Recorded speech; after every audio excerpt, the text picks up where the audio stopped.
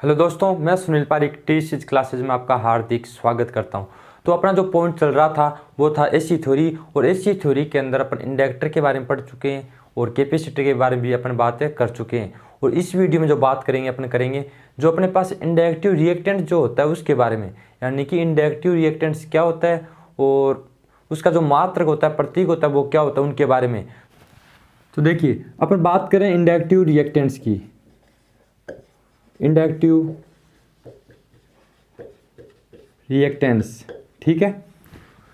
अब inductive reactants क्या होता है? एक इंडक्टर के द्वारा, अगर मान लीजिए मेरे पास कोई ऐसी सर्किट है, यानी कि इलेक्ट्रिकल के जितने भी सर्किट अपने पास होते हैं उनके अंदर अगर इंडक्टर लगा दें और इंडक्टर के द्वारा उस सर्किट के अंदर क्या उत्पन्न हो जाए, बाधाएं उत्पन्न हो जाए, और उन बाधाओं को अपन क्या बोलते हैं? Inductive reactants. यानी एक इंडक्टर के द्वारा एसी के सर्किट में बाधा उत्पन्न हो जाए तो उस बाधा को क्या बोलते हैं? अपन इंडक्टिव रिएक्टेंट से बोलते हैं, ठीक है।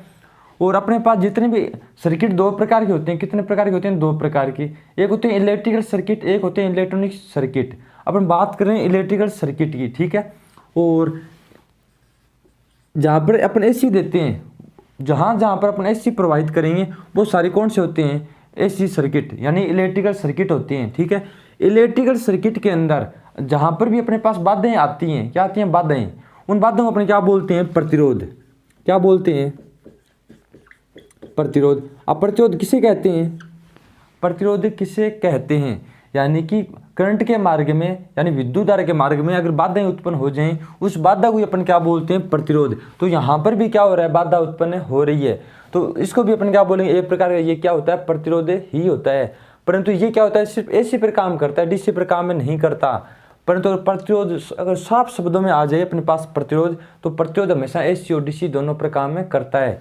परंतु इंडक्टिव रिएक्टेंट्स केवल और केवल किस पे काम करता है? एसी पर काम में करता है, क्योंकि यहाँ पे क्या होता है? अपने पास इंडक्टर होता है, और इंडक्टर हमेशा एसी पर काम करता है, डीसी पर काम में नहीं करता। उसके बारे में अपने पिछले वाले वीडियो में बातें कर चुके हैं, ठीक है। और प्रतिरोध का मात्र क्या होता है? ओम। क्या होता है? ओम, ठीक है। तो उसी प्रकार ये भी क्या है? मेरे पास एक प्रतिरोध ही है, और इसका भी मात्र क्या हो जाएगा? आपके पास ओम हो जाएगा। क्या हो जाएगा? ओम। और ये जो चिन्ह है इसको क्या बोलते हैं अपन? ओमेगा। क्या बोलते हैं? ओमेगा। और इसका जो प्रतीक होता है वो आपने देख लिया होगा। और इंडक्टिव रिएक्टेंस किससे दिखाते हैं? अगर इंडक्टिव की बात है, इंडक्टर की, ठीक है, तो वो क्या होता है? एल होता है अपने पास। क्या होता है? एल।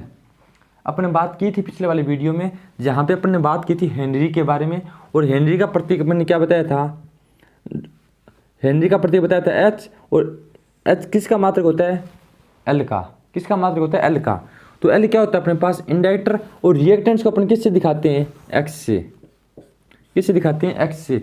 यानी रिएक्टेंट्स का प्रतीक क्या होता है? एक्स। और यहाँ पे बात किसकी है? इंडक्टिव रिएक्टेंट्स की। तो यहाँ पे क्या लग जाएगा मेरे पास? एक्सएल, ठीक है। अब एक्सएल क्या होता है? इंडक्टिव रिएक्टेंट्स होता है। अब इंडक्टिव रिएक्टेंट्स कैसे होगा? मान लीजिए मेरे पास क्या है? कोई इंडक्टर। ये मेरे पास क्या है? कोई इंडक्टर। ये केवल और केवल किस पे काम करता है? एसी पर काम करता है, ठीक है। एसी पे काम क्यों करेगा? क्योंकि एसी के अंदर क्या होती है? आवृत्ति। क्या होती है अपने पास? आवृत्ति होती है। तो सीधी सी बात है, अगर अपने पास आवृत्ति नहीं होगी तो इंडक्टर काम नहीं करेगा। जैसे मान लीजिए मेरे पास क्या है? डीसी, और डीसी पे इंडक्टर लगा दूं तो इंडक्टर वहाँ पे काम नहीं करेगा। एक शॉर्ट सर्किट परिपथी भांति काम वहाँ पे करेगा। तो उसी प्रकार यहाँ पे कौन सी वजह है जिसके कारण एसी पे काम कर रहा है? वो एफ, यानी आवृत्ति। तो सीधी सी बात है, जो एक्सएल है वो किससे समानुपाती होगा? एफ के समानुपाती होगा, ठीक है। एक बात समझ में आ गई आपके। अब दूसरी बात करते हैं, एसी के अंदर क्या चलती है? साइकिल चलती है बार बार। अब ये कितनी बार चल रही है हमको पता ही नहीं होता, कितनी बार चल रही है। अपने इंडिया में तो 50 बार होती है, कहीं पर 60 बार भी होती है, कहीं पर 40 बार भी होती है। उसी प्रकार इस साइकिल के ऊपर क्या करता है? डिपेंड। क्यों? आवृत्ति कब होगी? जब ये साइकिल चलेगी। भाई कितनी बार साइकिल चल रही है उसी को क्या बोलते हैं अपन? आवृत्ति बोलते हैं। तो वो क्या होगी? 2π। यानी कि एक साइकिल क्या है? 2π, और एफ क्या है? ये चक्करों की संख्या, तो 2πf हो गया। और इसको अपन क्या बोलते हैं? ओमेगा, ठीक है। और अपने पास अगर यहाँ पे जो टर्नों की संख्या है, यहाँ पे 1 टर्न, 2 टर्न, 3 टर्न, यहाँ पे ज़्यादा होगी तो यहाँ पे जो प्रतिरोध होगा वो भी क्या होगा? ज़्यादा होगा। यानी अपने पास जो विद्युत धारा प्रवाहित हो रही है उसके मार्ग में ज़्यादा प्रतिरोध उत्पन्न होगा। और यहाँ पे टर्नों की संख्या कम है तो यहाँ पर जो अपने पास विद्युत धारा प्रवाहित हो रही है वो भी क्या हो जाएगी? आपके पास कम हो जाएगी, ठीक है। तो किस पे डिपेंड कर रहा है, इसके टर्नों पर। और टर्नों से अपन क्या निकाल सकते हैं यहाँ पर, इसका जो इंडक्टर का जो अपने पास हेनरी का जो मान होता है, हेनरी का मान वो अपन यहाँ पे निकाल सकते हैं। तो हेनरी का मान अपन यहाँ से क्या होता है, एल होता है। तो मैं यहाँ पे क्या लिख सकता हूँ, एल लिख सकता हूँ। तो यहाँ पर भी मैंने क्या लिख दिया, एल। 2πf को क्या बोलते हैं, ओमेगा बोलते हैं, ठीक है। एल को मैंने एल लिख दिया। तो ये दोनों फॉर्मूले इसके हो सकते हैं, ठीक है। और इसका जो मान आएगा वो किस में आएगा, ओम के अंदर आएगा। किसके अंदर आएगा, ओम के अंदर, ठीक है। और ये हो गया अपने पास इंडक्टिव रिएक्टेंस। यानी इंडक्टिव रिएक्टेंस क्या होता है, विद्युत धारा के मार्ग में एक इंडक्टर के द्वारा उत्पन्न किया जाने वाला प्रतिरोध क्या कहलाता है, इंडक्टिव रिएक्टेंस कहलाता है। इसका मात्र क्या होता है, ओम होता है, ठीक है। ओम का प्रतीक क्या होता है, ओमेगा। और इंडक्टिव रिएक्टेंस का प्रतीक क्या होता है, एक्सएल होता है। तो ये बातें थी अपने पास इंडक्टिव रिएक्टेंस के बारे में। और मैंने आपको शुद्ध इंडक्टिव परिपथ भी करवाया था, वहाँ पर आप अपने बात की थी विद्युत धारा की, यानी कि शुद्ध इंडक्टिव रिएक्टेंस के अंदर, यानी शुद्ध इंडक्टर वाला जो परिपथ होता है अपने पास, उसके अंदर विद्युत धारा क्या होती है, आई बराबर वी बटे आर होती है। क्या होती है, आई बराबर वी बटे आर। और यहाँ पे आर क्या अपने पास, अगर शुद्ध इंडक्टिव है तो वहाँ पे प्रतिरोध होता है शून्य। प्रतिरोध क्या होगा, शून्य होगा। परंतु अपने पास इंडक्टिव रिएक्टेंस का मान वहाँ पे होगा, प्रतिरोध तो नहीं होगा। वहाँ पे क्या होगा, इंडक्टिव रिएक्टेंस होगा। तो यहाँ पे क्या आ जाएगा अपने पास, प्रतिरोध क्या है यहाँ पे अपने पास, एक्सएल। तो यहाँ पे क्या लिख सकता हूँ मैं, एक्सएल लिख सकता हूँ।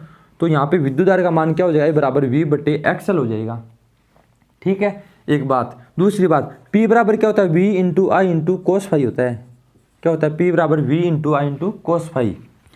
तो V का मान क्या है मेरे पास, V होगा जितनी हम सप्लाई देंगे। I का मान अपने यहाँ पे लिख दिया, V बटे एक्सएल लिख सकता हूँ या I लिख सकता हूँ। और कोस फाई यहाँ पे क्या रहेगा, कुछ ना कुछ रहेगा, क्योंकि यहाँ पे वो क्या होगा, कोस का मान कुछ ना कुछ रहेगा। शुद्ध इंडक्टिव परिपथ होता नहीं है, इसलिए यहाँ पे कोस फाई मैं लिखूंगा। अगर मेरे पास शुद्ध इंडक्टिव परिपथ है तो यहाँ पे कोस फाई मैं क्या कर दूंगा, हटा दूंगा यहाँ से। तो इसका मान क्या रह जाएगा, P बराबर V इंटू आई यहाँ पे रह जाएगा, ठीक है। ये थे अपने पास इंडक्टिव रिएक्टेंस, ठीक है। तो ये वाला वीडियो अपना यहीं तक रहेगा। तो मैं आशा करता हूँ ये वीडियो आपको पसंद आया होगा। अगर वीडियो आपको पसंद आया तो इस वीडियो लाइक कीजिएगा, शेयर कीजिए, साथ ही हमारे चैनल को भी सब्सक्राइब कर लीजिएगा। तो मिलते हैं अपना अगले वाले वीडियो में, तब तक के लिए धन्यवाद।